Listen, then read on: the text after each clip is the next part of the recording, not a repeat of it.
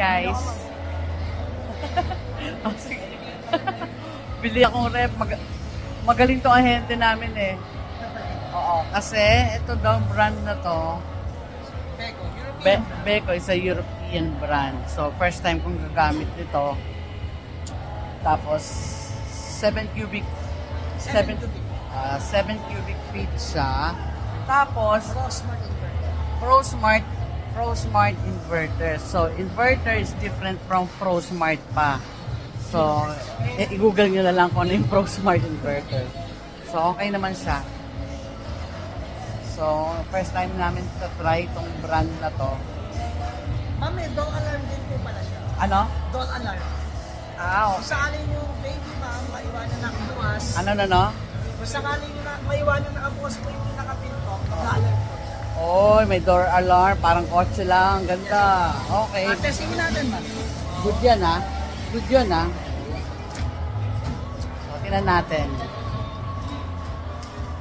High-tech na. Pati ref na yun, may alarm na.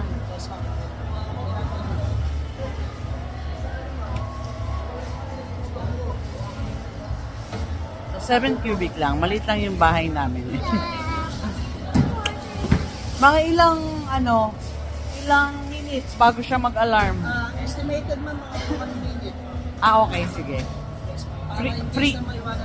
Freezer and ref, parehong mag-alarm. Ito, fridge. Ah, yung nasa baba lang. Yes. Okay.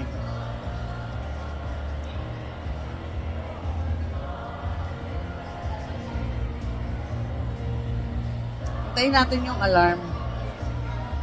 Ayan ma'am.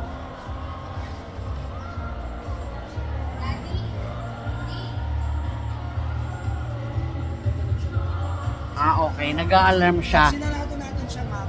Tapos binuksan natin. Wala na po yung alarm. Ah, okay. Pag sinara mo, tapos binuksan mo ulit, wala na yung alarm. Maingay lang dito sa mall eh, kaya hindi marinig.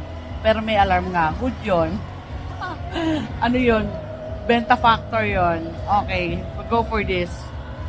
Oh, yung brand na yan. European brand daw. First time namin to try. Thank you for watching. Bye-bye.